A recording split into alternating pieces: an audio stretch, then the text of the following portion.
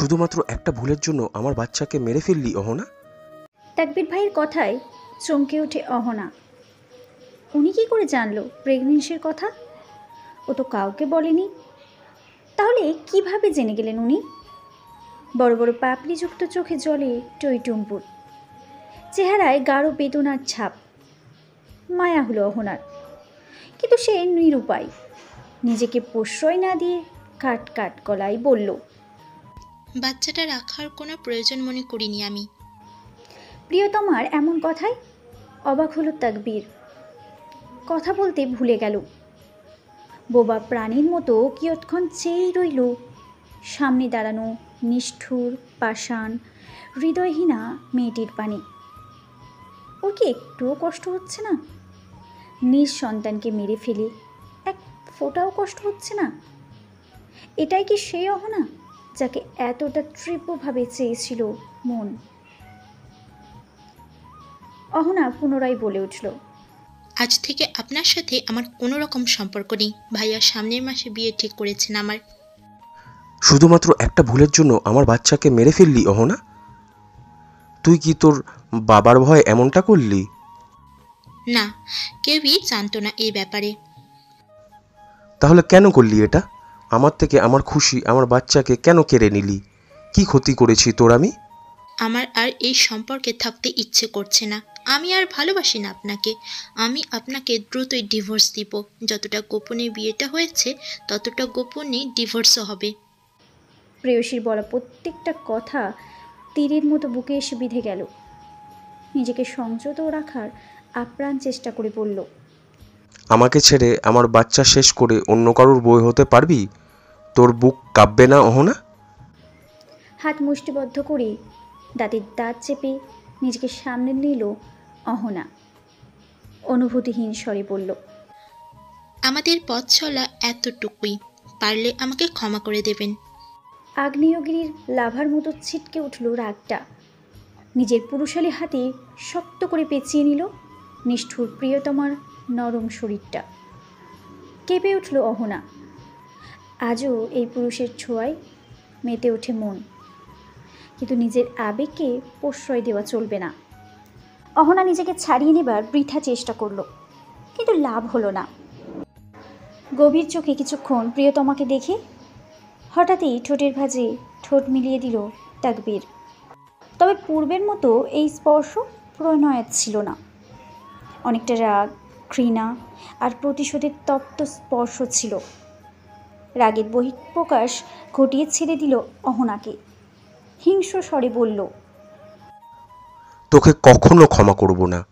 অহনা জানে ও ক্ষমার অযোগ্য, কিন্তু ভালোবাসার মানুষের এতটা ঘৃণা নিয়ে কী করে বেঁচে থাকা সম্ভব? তাকবীর পুনরায় ও অধিকারপূর্ণ স্বরে বলল, তুই আমার হয়েই জন্মেছিস, আমার হয়েই মরবি। অন্য কারোর হওয়ার স্পর্ধা তোকে আমি দেইনি। অহনা কথাগুলোর জবাব দিল না, উল্টো ঘুরে হাঁটতে শুরু করলো। আরেকটু হলেই সর্বনাশ হতো। চোখের জল কোনোভাবেই বাদ বাঁধছিল না। আর এই চোখের জল দেখলেই মানুষটা সব বুঝে যাবে। সকালে বন্ধুর সাথে হাসপাতালে দেখা করতে এসে অহনাকে দেখেছিল হাসপাতালের গাইনি বিভাগ থেকে বের হতে। মনে কৌতূহল জাগায় গাইনি বিভাগে গিয়ে অহনার অসুস্থতার সম্পর্কে জানতে চাইলে বলল ব্যক্তিগত তথ্য তারা দেয় না কাউকে।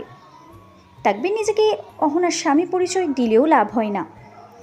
পরবর্তীতে অন্য বিভাগে থাকা বন্ধুটির সাহায্য নিয়ে তাকবীর জানতে পারে তার বউ 2 মাসের গর্ভবতী ছিল, আর আজই গর্ভপাত করিয়েছে। কথাটা শুনে মুহূর্তেই মস্তিষ্ক ফাঁকা হয়ে গেল ওর। পৃথিবীতে মনে হয় ওই প্রথম বাবা যে নিজের সন্তানের আসার খবর এবং বিদায়ের খবর একই সাথে পেল। বাসায় ফিরে নিজের ঘরে দরজা বন্ধ করে বিছানায় উপুড় হয়ে পড়ে কাঁদতে লাগলো অহনা। সব সময় এমন কিছু ওর সাথেই হয় কেন? একটু শান্তি কি ও প্রাপ্য না? কাঁদতে কাঁদতেই হঠাৎ কল এলো অহনার ফোনে। তাকবীরের ছোট বোন আর ওর বান্ধবী তাহিয়া ফোন করেছে। অহনার ভয় হলো, ছেলেটা কিছু করে বসেনি তো? এমনিতেই মাথা একটুতেই গরম হয়ে যায়, রাগ কন্ট্রোল করতে পারে না। আল্লাহ জানে এখন আবার কী করেছে। চোখ মুখ মুছে তড়িঘড়ি করে ফোন রিসিভ করলো অহনা। উদ্বিগ্ন স্বরে তাহিয়া জিজ্ঞেস করলো, তোর জামাইয়ের কি হয়েছে রে? এমন করছে কেন? বাসায় এসে সব কিছু ভাঙচুর করছে, কারো কথা শুনছে না, হাত কেটে রক্ত পড়ছে, তবু ধরতে দিচ্ছে না। নিজের রুমে বসে ছোট বাচ্চাদের মতো চিৎকার করে কাঁদছে। কি করেছিস বল তো? সচরাচর তো এমন রাগ দেখেনি। অহনা রাখিতে আবারও জল ভরে উঠল, বুকের ভিতরটা মুচড়ে উঠল। মানুষটা এত ভালোবাসে কেন? এই ভালোবাসায় কাল হয়ে দাঁড়ালো শেষ পর্যন্ত। নিজেকে সামলে অহনা বলল, আমি জানি না। তুই আয় বাসায়, তোকে দেখলে হয়তো শান্ত হবে। অহনা মনে মনে বলল। আমি তো ভাইয়ের অশান্তির কারণ, আমাকে দেখলে আরও কষ্ট পাবে। কিন্তু মনের অভিব্যক্তি প্রকাশ না করে বলল, পারবো না রে, বাসায় অনেক মেহমান এসেছে। তবু একটু দেখিস আসতে পারিস কি না। আচ্ছা। অহনা ফোন রেখে দিল। ওয়াশরুমে গিয়ে লম্বা একটা শাওয়ার নিয়ে বেরিয়ে দেখল মা খেতে ডাকছে। শান্ত স্বরে চুল মুছতে মুছতে বলল, আসছি। খাওয়ার টেবিলে বসেও জানতে পারল আজ রাতেই ওর বিয়ে। পাত্রপক্ষ দেরি চাইছেন না, ঘরোয়াভাবে বিয়েটা এখন পড়িয়ে রেখে পরে মেয়ে তুলে নেবেন। কথাটা শুনে ভাত আর গলা দিয়ে নামলো না অহনার। কোনো রকম হাত মুখ ধুয়ে টেবিল ছেড়ে উঠে গেল নিজের ঘরে। একটু পর আমিনা বেগম এসে পড়লেন। পার্লারের মেয়েরা চলে আসবে একটু পরেই, আর তাহিয়াকেও বলেছি আসতে। তোর বিয়ের কথা বলিনি, এসে সারপ্রাইজ পাবে। মেয়েটা কতদিন হয় আসে না। মায়ের কথা শুনে অহনা চমকে উঠল। তাহিয়া এলে তো তাকবীরও জেনে যাবে। সর্বনাশ। সন্ধ্যার একটু আগে তাহিয়া এসে পৌঁছালো। বাইরে থেকে শুনলো তার প্রিয় বান্ধবী এবং বড় ভাবির বিয়ে, সেটাও তার ভাইয়ের সাথে না, অন্য এক পুরুষের সাথে। এই জন্যই কি তার ভাইটা এমন অবুঝের মতো আচরণ করছিল? রাগে ফেটে পড়ল তাহিয়া। সোজা অহনার রুমে ঢুকলো।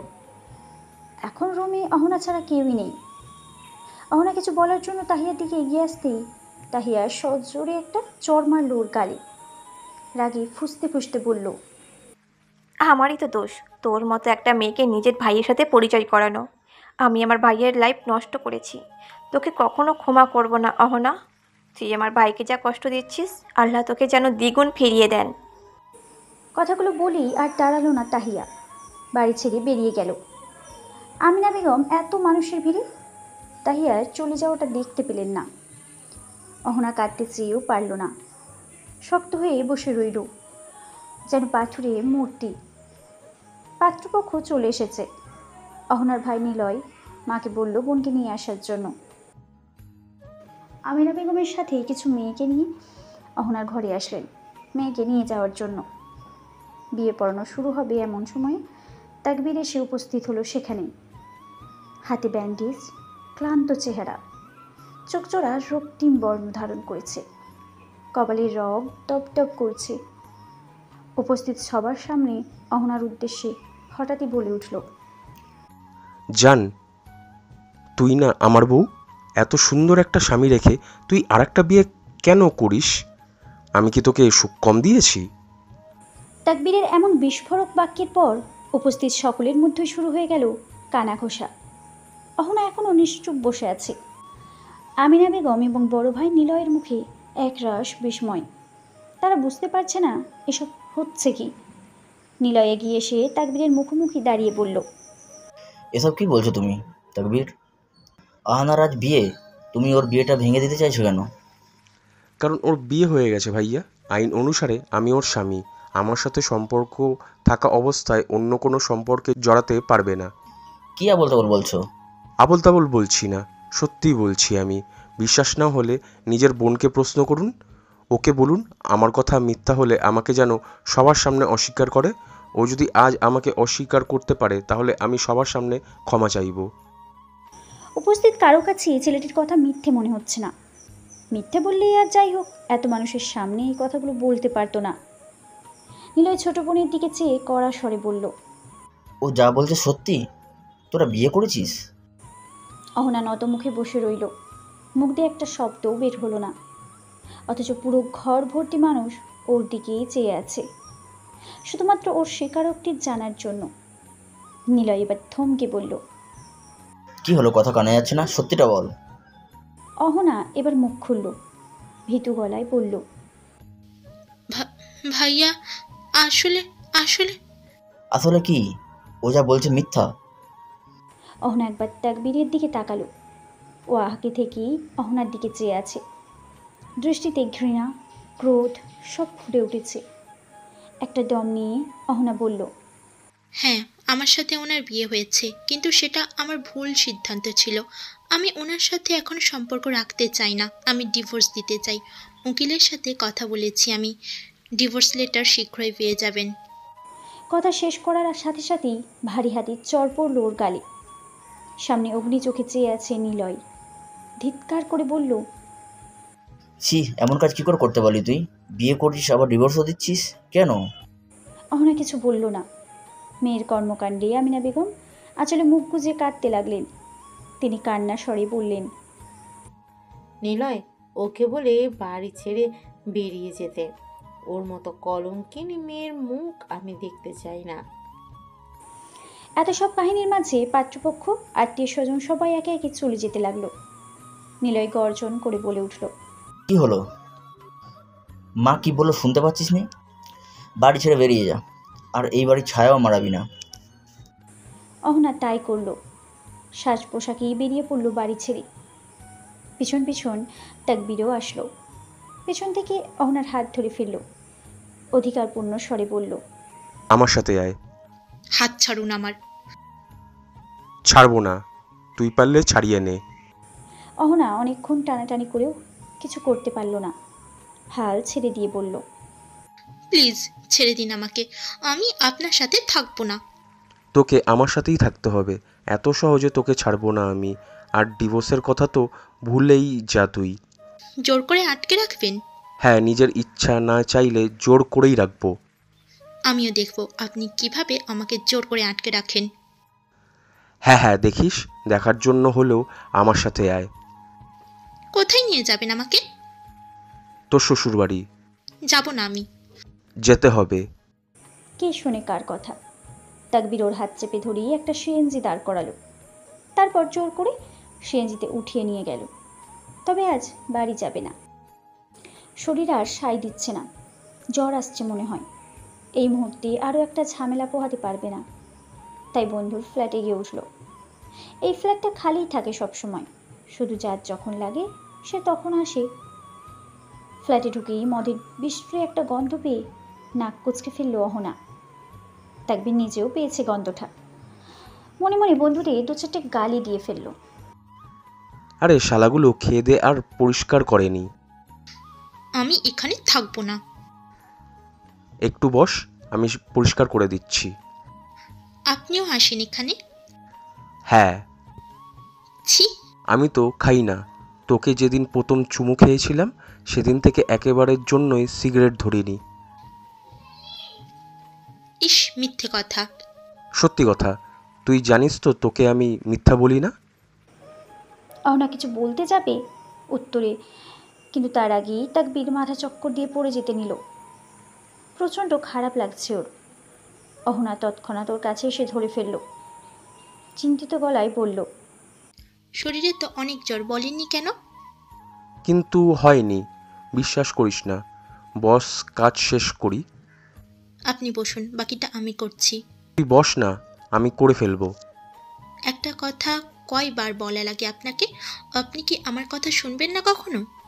তাকবীর কথা শুনল, মেঝেতে পাতানো বিছানায় বসে পড়ল। অহনা কোমরের শাড়ি গুজে পরিষ্কারের কাজে লেগে পড়ল। হঠাৎ পরিষ্কার করতে করতে একটা জিনিস হাতে লাগতেই চোখ মুখ কুঁচকে ফেলল বিরক্তিতে। তাকবীর সেদিকে তাকিয়েই হেসে ফেলল, বলল। বউ নিয়ে লিটনের ফ্ল্যাটে উঠেছি, কোনো শালায় জানি করেছে আকামটা। বাই দ্য ওয়ে, বউ আমার জানি কোনটা ইউজ করেছিলাম। অহনা চোখ বড় বড় করে ঝাড়ু ছুঁড়ে মারল তাকবীরের দিকে। হেসে উঠল তাকবীর, বউকে জ্বালাতে ভালো লাগে। রুম পরিষ্কারের শেষে বিছানাও ছেড়ে ফেলল অহনা। এরপর হাত মুখ ধুতে গেল। ততক্ষণে ক্লান্তি আর মাথা ব্যথায় শুয়ে পড়েছে তাকবীর। হাত মুখ ধুয়ে এসে শাড়ির আঁচলে মুখ মুছতে মুছতে বলল, বাসায় কিছু আছে খাবার মতো? কিচেন দেখ, নুডলস আছে। তোর ভাগ্য ভালো থাকলে ফ্রিজে ডিমও পেয়ে যেতে পারিস। চলবে। চা পাতা আছে? ইমন খায়, ও হয়তো এনে রেখেছে, খুঁজে দেখ। আচ্ছা, আপনি থাকুন, আমি আসছি। অহনা কিচেনে গিয়ে একটা বাটিতে ঠান্ডা জল নিয়ে রুমে আসলো। আশেপাশে চোখ বুলিয়ে কিছু খুঁজতে চাইল। তাকবীর বইয়ের অনুসন্ধানী দৃষ্টি অনুসরণ করে জিজ্ঞেস করল, কি খুঁজছো? তোয়ালে বা রুমাল জাতীয় কিছু? কেন? আপনার কপালে জলপট্টি দিতে হবে। বাহ, স্বামীর সেবা! তুই না চলে যাবি, তাহলে এত সেবা কেন? অসুস্থ, তাই সেবা করছি। বেশি ভাবার দরকার নেই। আচ্ছা, তোয়ালে তো আছে বারান্দায়, কিন্তু এটা দিয়ে কিছু করিস না, পাবলিক প্রপার্টি। রুমাল আছে আমার কাছে, এটা এনে। আপনি আবার কবে থেকে রুমাল রাখেন? তোর রুমাল এটা, এই যে কিছুদিন আগে দিয়েছিলি সেটা। ও আচ্ছা। তাকবীর রুমালখানা প্যান্টের পকেট থেকে বের করে অহনার দিকে এগিয়ে দিল। অহনার রুমালটা ভিজিয়ে ওর পাশে বসে কপালে জলপট্টি দিয়ে বলল, রুমাল গরম হয়ে গেলে উল্টে দিয়েন। আমি একটু চা বানিয়ে আনি। রং চা খেলে একটু ভালো লাগবে। কথাগুলো বলে অহনা পাশ থেকে উঠতে চাইলে তাকবীর হাতটা ধরে ফেলল। কাতর স্বরে বলল, তোর কি হয়েছে অহনা? কিছু না। সংক্ষিপ্ত উত্তর ওর। আমার থেকে চলে যেতে চাইছিস কেন? মানছি বিয়ে ব্যাপারটা বাসায় আমরা আর আগেই জানানো উচিত ছিল, কিন্তু আমি চেয়েছিলাম ব্যবসাটা আরেকটু গুছিয়ে তোকে রানীর মতো করে সাজিয়ে নিয়ে যাব। শুধু এই কারণে দেরি হচ্ছিল, তাই বলে তুই চলে যেতে চাইবি আমার কাছ থেকে? আপনি অসুস্থ, এখন এই কথাগুলো থাক। আর আপনি যা ভাবছেন তার জন্য আমি যাচ্ছি না। তাহলে কেন যেতে চাস? অহনা প্রশ্ন এড়িয়ে গিয়ে বলল, বাসায় প্যারাসিটামল নাপা বা এইস আছে? আমার কথার উত্তর কিন্তু এটা ছিল না। আমি চা বানিয়ে আনছি। অহনা আর বসল না, সোজা কিচেনে চলে গেল। পেছন থেকে তাকবীর কয়েকবার ডাকলেও শুনল না। কিচেনে চা পাতা খুঁজে পেতে অসুবিধা হলো না। প্রায় অনেক জিনিসই আছে ব্যাচেলার ফ্ল্যাটের কিচেনটাতে। অহনা ভাবেনি এত কিছু পাওয়া যাবে। গরম মশলা, লেবু, আদা সব পাওয়া গেছে। ফ্রিজে শুধু ডিম না, 2 প্যাকেট মাংসও পাওয়া গেছে। অহনা বুঝলো এখানে মাঝে মধ্যে ব্যাচেলার পার্টিও হয়। প্রয়োজন মতো উপকরণ দিয়ে 2 কাপ রং চা বানিয়ে নিল। রুমে চা দিতে এসে দেখলো তাকবীর চোখ বন্ধ করে শুয়ে আছে। অহনা পাশে এসে বসলো, মৃদু স্বরে ডাকলো, এই যে ঘুমিয়ে পড়েছেন? তাকবীর চোখ খুলে তাকালো। অহনা চায়ের কাপটা এগিয়ে দিয়ে বলল, এটা খেলে মাথা ব্যথাটা একটু কমবে। তাকবীর কোনো মতে আটশোয়া হয়ে চায়ের কাপটা নিল, চুমুক দিয়ে বলল, নুডলস বানাবে? হ্যাঁ। আমার জন্য করো না, আমার খেতে ইচ্ছে করছে না, মুখ তেতো হয়ে আছে। জ্বরের জন্য এমন লাগছে, দাঁড়ান একটু খুঁজে দেখি কোনো ঔষধ পাওয়া যায় কিনা। অহনা খুঁজলো কিন্তু পেল না। তাকবীর বিছানায় শুয়ে ব্যস্ত অহনাকে দেখে বলল, আমার বুকে এসে ঘুমাবি একটু? আমার জ্বরের ওষুধ তুই, আমার কোনো ওষুধের প্রয়োজন নেই। স্বামীর মুখে এমন কথা শুনে সেই চিরচেনা সুখ সুখ অনুভূতি ঘিরে ধরল অহনাকে। তথাপি সে কপট রাগ দেখিয়ে বলল, আপনি চুপ করুন তো, একটা কথাও বলবেন না। আমি দেখি বাইরে গিয়ে কোনো ফার্মেসি খোলা আছে কিনা। নাপা খেলে জ্বর সারে না আমার। তাহলে কি খেলে সারে? এইস বা প্যারাসিটামল? না। তাহলে কি খান বলুন, সেটা নিয়ে আসি। তোকে এসে খাইয়ে যা আমাকে, তাহলেই কমবে। অহনা নিজের হাতে থাকা বালিশ ছুঁড়ে মেরে পড়ল। অসভ্য একটা। খোলাটে চোখেই হেসে উঠল তাকবীর। এরপর চোখ বন্ধ করল। জ্বর বাড়ছে, সে বুঝতে পারছে, কিন্তু অহনাকে এত রাতে একা বাইরে কিছুতেই যেতে দেবে না। কিন্তু চোখ খুলতেই দেখলো অহনার সামনে নেই। দরজা খোলার আওয়াজ হলো। তাকবীর যতটুকু পারে সর্বশক্তিতে চিৎকার করে বলল, অহনা, যাস না। 5 মিনিটেই চলে আসবো। দরজা বন্ধ করে চলে যাওয়ার আগে উত্তর দিল অহনা। এরপর আর তাকবীরের আরও কোনো আওয়াজ পৌঁছানোর আগেই চলে গেছে ও। কোথায় জ্বর, কোথায় কি, দিশেহারা পাগলের মতো খুঁজতে লাগলো নিজের বউকে। 5 মিনিটের জায়গায় আধা ঘন্টায় যখন অহনা এলো না, তাকবীর নিজের শরীর সব শক্তি একত্র করে উঠে বাইরে চলে এলো।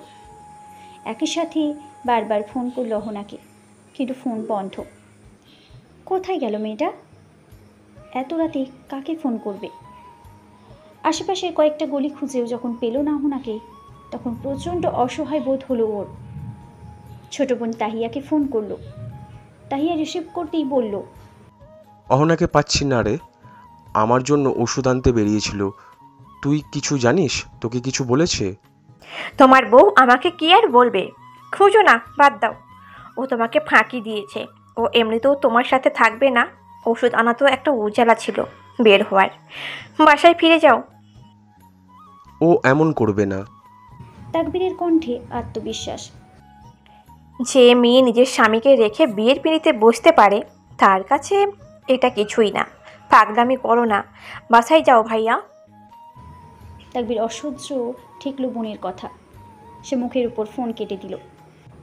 তারপর আবারও হন্য হয়ে খুঁজতে লাগলো, কিন্তু খুঁজতে খুঁজতে কখন রাস্তার মাঝে চলে এলো খেয়ালই করলো না। অনেক রাত হওয়ায় গাড়ির চলাচলও কম। হঠাৎ একটা মালবাহী ট্রাক একদম কাছাকাছি চলে আসায় তাকবীর অপ্রস্তুত হয়ে পড়ল। শরীর নিয়ন্ত্রণ হারালো এবং সামনেই নিজের মৃত্যু দেখতে পেল। কিন্তু হঠাৎ যেন কি হলো, সেকেন্ডের ব্যবধানে কেউ ধাক্কা মেরে পাশে ফেলে দিল তাকে। চোখ খুলেই দেখতে পেল এক ভয়ার্ত মায়ানবীর মুখচ্ছবি। যে প্রিয় মানুষ হারানোর ভয়ে আতঙ্কিত সে, মেয়েটি তার প্রেয়সী অহনা। স্ত্রীকে পেয়ে তাকবীরের জানে পানি ফিরে ফেলে, তবে সে স্ত্রীর প্রতি চরম নাখোশ। উঠে দাঁড়িয়ে তপ্ত কণ্ঠে বলল, তোকে না বলেছিলাম বাইরে বের হতে না? তাও গেলি। 5 মিনিটের জায়গায় 1 ঘন্টা কোথায় ছিলি? এদিকে ফার্মেসি সব বন্ধ হয়ে গিয়েছিল, তাই একটু দূরে হাসপাতালের ফার্মেসিগুলো থেকে আনতে গিয়েছিলাম। আপনি কেন বের হয়েছেন? তোকে খুঁজতে। এত পাকনামি করতে কে বলেছিল তোকে? অহনা ঠোঁট উল্টে বলল, বকছেন কেন? বকা তো সামান্য, তোকে উল্টো ঝুলিয়ে রাখা উচিত। বাহ, উপকারীর প্রতিদান আপনি এভাবে দেন? না তো, এটা শাস্তি। প্রতিদিন তো দেব, ভিন্ন উপায়। কিভাবে? শুনতে চাস? হ্যাঁ, বলুন। তোর নাভির নিচে উপরে কালো কুচকুচে তিলটায় চুমুক খেতে বলতেই চাই ভালোবাসি। তোর বুকের। অহনা আর বাদ দিল না। হাত দিয়ে তাকবীরের ঠোঁট চেপে ধরে বলল। অসভ্য। তাকবীর হাত সরিয়ে বলল, শেষ হয়নি তো, শেষ করি। না। অহনা ওর মুখে আবারও হাত চেপে ধরল। তাকবীর মিটিমিটি হাসতে লাগলো। প্যারাসিটামল খেয়ে আর বেশিক্ষণ জেগে থাকতে পারেনি তাকবীর। ঘুমিয়ে পড়েছিল, তবে পাশে শুয়ে থাকা অহনার চোখে ঘুম আসছিল না কিছুতেই। বিভিন্ন ধরনের চিন্তা গ্রাস করছিল মস্তিষ্ককে। পরবর্তী দিনগুলোতে কি করবে সেটাও ভেবে পাচ্ছে না। তাকবীরকে কিভাবে মানাবে সেটাও বুঝতে পারছিল না। সকালে যখন তাকবীরের ঘুম ভাঙল, তখন শরীরে জ্বর ছিল না, তাই শরীরটা একটু ভালো লাগছিল। তবে পাশ ফিরে স্ত্রীকে দেখতে না পেলে শঙ্কিত হলো। দ্রুত উঠে ওয়াশরুম, কিচেন, বারান্দা কিছু বাদ রাখলো না খুঁজতে। কোথাও নেই। আবার চলে গেল। তাকবীর ফোন বের করে কল করতে যাবে, তখনই নজরে এলো দুটো টেক্সট এসেছে ওর ফোনে। প্রথমটা ওর ডাক্তার বন্ধুর আর দ্বিতীয়টা অহনার। তাকবীর প্রথম অহনার মেসেজটাই পড়ল। কেন ছেড়ে যাচ্ছি সেটা বলতে চাই না, তবে আপনার ভালোর জন্যই এতটুকু জেনে রাখুন, ডিভোর্স লেটার আপনার বাসায় পৌঁছে যাবে আজ। আমি সাইন করেছি, আপনিও করে দিয়েন। আর হ্যাঁ, ভালো থাকবেন, আমাকে মনে রাখবেন না। আগামী দিনগুলো রঙিন হোক। মেসেজটা পড়ে তাকবীরের কান্না পেল। কোন ভালোর জন্য অহনা ওকে ছেড়ে যাচ্ছে? যে জীবনে এই মেয়েটা থাকবে না, সেই জীবনে কী বা আর ভালো হবে? নিজেকে সামলে তাকবীর ওর বন্ধুর মেসেজটা পড়ল। তোর কথা মতো আমি আবার ভাবে রিপোর্টগুলো চেক করেছি। নামের ভুলের জন্য একটা গন্ডগোল বেঁধে গেছে। ওনার নামে আরেকজন ছিল। ওই মেয়ের জরায়ুতে টিউমার ধরা পড়েছে, সেটা অস্ত্রোপচার করতে হবে। এরপর সে আর কখনো মা হতে পারবে না। স্টাফদের গাফিলতির জন্য একজনের রিপোর্ট আরেকজনের কাছে চলে গেছে। ভাবি সম্পূর্ণ সুস্থ, চিন্তার কোনো কারণ নেই, ঠিক আছে? তাকবীর স্তব্ধ হয়ে গেল। তাহলে এই জন্যই অহনা ওর থেকে দূরে সরে যেতে চাইছে? দূরে সরে যাওয়া এতই সহজ? তাকবীর অহনাকে ফোন করলো। যথারীতি ফোন বন্ধ পাওয়া গেছে। সম্ভাব্য সব জায়গায় খোঁজ নিয়েও কোথাও পেল না। হঠাৎ করে কোথায় উধাও হয়ে গেল মেয়েটা? অহনাদের বাড়ি গিয়ে খোঁজ নিয়ে জানতে পারলো সেখানেও যায়নি। যতই রাগ হোক, মেয়েকে পাওয়া যাচ্ছে না শুনে অহনার বাবা মা ভাই সবাই দুশ্চিন্তা করছে। অহনার বন্ধু বান্ধবরাও জানে না মেয়েটা হঠাৎ কোথায় উধাও হলো। সারাদিন খোঁজাখুঁজি করে অনেক রাতে ক্লান্ত শ্রান্ত দেহ নিয়ে বাড়ি ফিরল তাকবীর। তাহিয়া ভাইকে দেখে বলল, খোঁজ পেলে? না রে। পাবেও না। যে নিজে থেকে হারে তাকে খুঁজে পাওয়া যায় না। নাও তোমার ডিভোর্স লেটার, সাইন করো। তাহিয়া এগিয়ে দিল বিচ্ছেদপত্র। তাকবীর এক টানে সেটা ছিঁড়ে টুকরো টুকরো করে ফেলল। ক্রোধিত স্বরে বলল, আমি ওর প্রেমিক নই যে। মন চাইলো প্রেম করলাম, আর মন চাইলো না ব্রেকআপ করলাম। আমি ওর স্বামী। ও বাঁচলেও আমার, মরলেও আমারই। তাহিয়া জানতো তার ভাই সাইন কিছুতেই করবে না। ভাইকে চেনে, আর সেইটাও জানি অহনাকে ঠিকই খুঁজে বের করবে তার ভাই। পুরনো সব ছেড়ে এসেছে অহনা। এই খুঁটে ভরা জীবন সে একাই কাটাবে। তবুও প্রিয় মানুষের অপূর্ণতার কারণ সে হতে চায় না। মানিব্যাগের সামনের পকেটে তাদের দুজনের একসাথে ফ্রেমবন্দি একটা ছবি আছে। এই ছবিটা কাজী অফিসের বসে তোলা। তখন তারা নব্য বিবাহিত। ছবিটার দিকে এক দৃষ্টিতে তাকিয়ে আছে তাকবীর। আজ 1 মাস হতে চলল, অহনার কোনো খোঁজ নেই। ও কি আর কখনোই ফিরবে না? ও কি জানতে চাইবে ওর অভাবে হৃদয় পড়ছে কতটা, এতটা পাষাণ? রাজশাহী শহরটা ভীষণ সুন্দর। বাড়তি মানুষ নেই, পরিষ্কার পরিচ্ছন্ন, যানজটও নেই তেমন। শহরটাকে এই অল্প সময়ে ভীষণ ভালো লাগে গেছে অহনার। এখানে সে এক বান্ধবীর বাসায় উঠেছিল কিছুদিনের জন্য। পরে নিজের জন্য একটা বাসা দেখে উঠে গেছে সেখানে। এই বাসাটা ছিমছাম। বাড়িওয়ালারা থাকে না এখানে, কেয়ারটেকারই সব দেখাশোনা করে, আর মাসে মাসে ভাড়া তুলে বাড়িওয়ালাকে পাঠায়। যাই হোক, এই ছোট বাসাটা এখনও সাজানো হয়নি। শুধু থাকতে জরুরি যা লাগে সেটুকুই। বাড়তি খরচ করে টাকা নষ্ট করা যাবে না। চাকরি পেলে পরে গুছানো যাবে। এর মধ্যে কয়েকটা কোম্পানির ইন্টারভিউ দেওয়া হয়েছে। আজ অবশ্য একটা ডাক এসেছে, তাই তো সকাল সকাল ঘুম থেকে উঠে গোসল করে তৈরি হতে শুরু করেছে। খাওয়া দাওয়া, ঘুমানো, ব্যবসা সব কিছুতে আজকাল অনিয়ম হয়ে যাচ্ছে। মন টিকছে না কোথাও। ছেলের এমন পরিস্থিতিতে তাজকিয়া বেগম মর্মাহত হলেন। ভেবেছেন আজ কাজ থেকে ফিরলে কথা বলবেন ছেলের সাথে। ছেলেকে ফিরতে দেখে তাজকিয়া বেগম গম্ভীর কণ্ঠে ডাকলেন, তাকবীর। তাকবীর মায়ের দিকে চেয়ে বলল, কিছু বলবে? আমার সামনে এসে বসো। তাকবীর বসল। তাজকিয়া বেগম বললেন, তুমি কি শুরু করেছো? কি শুরু করেছি? জীবনটা নিয়ে হেলা ফেলা তোমার কি উচিত না? সব ভুলে সামনে এগোনো আমি পারবো না, এটা অসম্ভব ব্যাপার। সম্ভব। আমি তোমার আবার বিয়ে দেব। আমার ডিভোর্স হয়নি, আমি বিবাহিত মা। ওই মেয়ে ফিরবে না, ওকে ভুলে যাও। ও ফিরবে মা, ও ফিরবে। এটা বলেই তাকবীর আর বসল না। গটগট পায়ে হেঁটে চলে গেল নিজের ঘরে। জল রঙে আঁকা প্রিয়তমার শুদ্ধ মুখশ্রীতে তাকিয়ে ধরা গলায় বলল, আমি জানি তুই ফিরবি। আমার অপেক্ষায় আমার ভালোবাসা, আমার অনুভূতি মিথ্যা হতে পারে না। চাকরি পেয়ে গেছে অহনা, তাই আজ ভীষণ খুশি। তবে হঠাৎ করে মনটা ভীষণ ভার লাগতে শুরু করেছে। কতদিন হয় মানুষটাকে দেখে না, কথা শোনে না। কেমন আছে সে? ভালো আছে তো? অহনা ছটপট করে প্রতি রাতে মন চায় ধরণী কাঁপিয়ে চিৎকার করে কাঁদতে, তবে ভেতরের কান্নাটা কোথাও যেন আটকে থাকে, বাইরে আসতে চায় না। শুধু অনুভব হয় বুকের ভেতর একটা মস্ত পাথর তৈরি হয়েছে, আস্তে আস্তে হিমালয়ের রূপ নেবে। সারাদিন অফিসের কাজ করে এসে বেশ ক্লান্ত লাগে। এই অবসাদ নিয়েই রান্নাবান্না, ধোয়া মোছা সব করতে হয়। নতুন জীবনটা মোটেও সুখকর নয়। বেঁচে থাকার রসদটুকুই খুঁজে পায় না অহনা। আজ ঘুম থেকে উঠতেও দেরি হয়ে গেছে, ফলশ্রুতিতে অফিসে যেতেও দেরি হলো। তার জন্য কিছু কটু বাক্যও শুনতে হলো। এটাই চাকুরি জীবন, অন্যের অধীনে থাকলে কথা শুনতেই হবে। নিজের কেবিনে এসে বসে অহনা কাজে মন দেওয়ার চেষ্টা করলো, কিন্তু শরীরটা কেমন খারাপ লাগছে, মাথা ঘুরছে। দুপুরে ছুটি নেবে ভাবলো। লাঞ্চ আওয়ারে নিজের ডেস্ক থেকে উঠে একটু সামনে এগোতেই মাথা ঘুরে পড়ে গেল অহনা। অনেকেই তখন ছিল না অফিসে, তবে যারা ছিল তারা দ্রুত এগিয়ে এলো। অহনার কলিগরাই ওকে হসপিটালে নিয়ে গেল।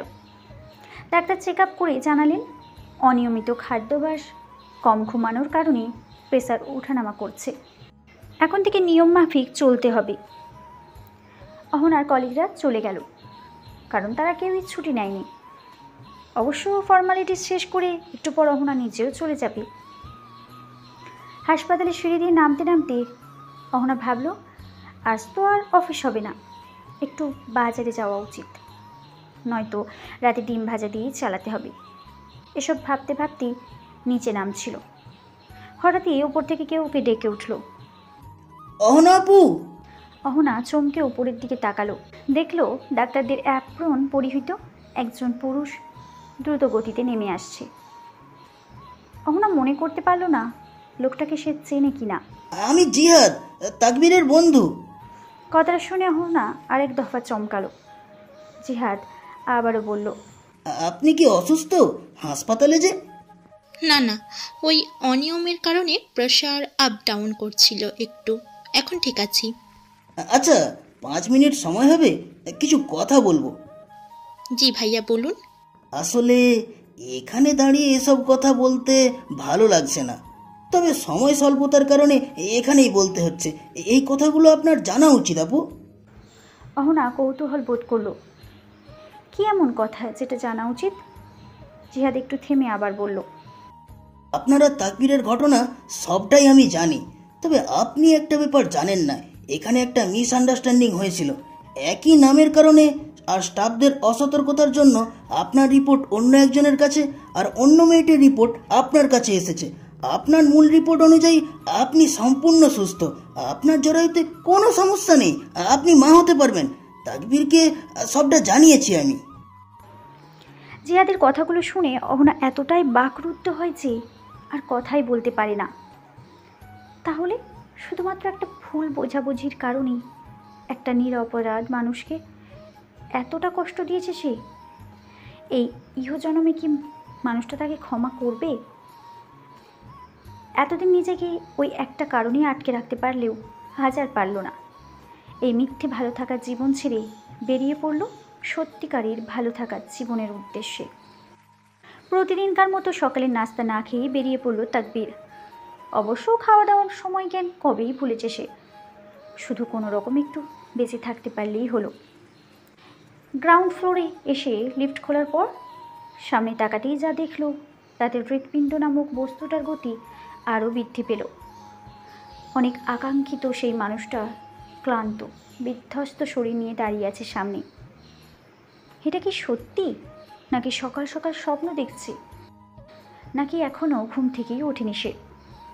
সত্যি যদি এটা স্বপ্ন হয় তাহলে এই স্বপ্ন কখনোই না ভাঙুক। এভাবেই দুজনের দিকে তাকিয়ে জীবন কাটিয়ে দেওয়ার মতো আনন্দ আর কিছুতেই হবে না। তাকবীরের এমন ভাবনার মাঝেই বাস্তব হয়ে ধরা দিল তার বিশেষ রমণীটি। আষ্টে পিষ্টে শক্ত করে জড়িয়ে ধরল, ফুপিয়ে কাঁদতে কাঁদতে বলল, আমাকে মাফ করে দিন, তৃষ্ণার্ত বুকে নামল প্রণয়ের ধারা। হারানোর শান্তিটা ফিরে পেল বুকের মাঝে। স্থান কাল ভুলে সেও বাহুতে ভরে নিল প্রিয় রমণীটিকে। অথচ ভেবে রেখেছিল দেখা হলে প্রচণ্ড রাগ দেখাবি, একটুও নরম হবে না। কিন্তু ওইসব ভাবনা এক মুহূর্তে এলাকা ত্যাগ করেছে। পারিবারিক কাঠগড়ায় দাঁড়িয়েছে অহনা। মা, বড় ভাইয়ের, বাবার বিভিন্ন রকমের প্রশ্ন। এতদিন কোথায় ছিল, কেন গেল, কার কাছে ছিল, ইত্যাদি ইত্যাদি। এত সব প্রশ্ন শুনে অসহায়ের মতো তাকবীরের দিকে চেয়ে রইল সে। স্ত্রীর অবস্থা বুঝতে পেরে তাকবীর পরিস্থিতি সামলানোর জন্য বলল, আমাদের মধ্যে একটু কথা কাটাকাটি হয়েছিল, দোষ আমারই। আমি ভুল করে সরি বলিনি, তাই ম্যাডাম রাগ করে আমাকে শাস্তি দেওয়ার জন্য দূরে চলে গিয়েছিলেন। এখন আবার শাস্তি শেষ, তাই ফিরে এসছে। আব্বা, আম্মা, ভাইয়া, আপনারা প্লিজ ওকে আর প্রশ্ন করবেন না, এখন একটু বিশ্রাম নিতে দিন। এবার সবাই শান্ত হলো। অহনার বাবা স্ত্রীকে নির্দেশ দিলেন তাকবীরের জন্য চা নাস্তার ব্যবস্থা করতে। তাই আমেনা বেগম কিচেনে গেলেন। অহনার বাবা ভাই স্বামী মুখোমুখি বসে আছে। প্রথমে অহনার বাবাই শুরু করলেন, বললেন, যা হয়েছে সেটা বাদ, এখন নতুন করে ভাবতে হবে। তুমি কি চাও? তাকবীর সহসে উত্তর দিল, বাবা, আমিও সেটাই ভাবছিলাম। আপনার মেয়ের বিয়ে দেওয়ার প্রস্তুতি শুরু করেন। যত রীতি মেনে আবার আপনার মেয়েকে আমার নিজের জীবনসঙ্গী হিসাবে চাই। তাকবীরের কথা শুনে অহনার বাবা ভাই প্রসন্ন হাসলেন, আর অহনা লজ্জা পেয়ে নিজের ঘরে চলে গেল। আজ বিকেলেই তাকবীরের পরিবার এলো অহনার বাসায় ওকে দেখতে। আজ বিয়ে দিন তারিখ ঠিক হবে। দেখা দেখি শেষে বিয়ের কথাবার্তা হলো। তাকবীর দুই পরিবারের সবাইকেই মানিয়ে নিয়েছে, তাই কেউই অখুশি নয়। দেখা দেখি শেষে যাবার সময় কৌশলে অহনাকে একা ডেকে নিয়ে জড়িয়ে ধরে চোখে চোখ রেখে গভীর স্বরে বলল, এবারই প্রথম আর এবারই শেষ। আর কখনো যদি এইভাবে হারিয়ে যাস তাহলে ফিরে এসে দেখবি আমি অন্তকালের জন্য হারিয়ে গেছি, যেখান থেকে তুই হাজার ডাকলেও আর ফিরে আসতে পারবো না। অহনা কেঁপে উঠল, ছল ছল চোখে চেয়ে বলল, আপনাকে রেখে আর কখনো কোথাও যাব না। বীর প্রসন্ন হাসল। অহনা মুখ লুকালো তার ব্যক্তিগত পুরুষটির বুকের মাঝে।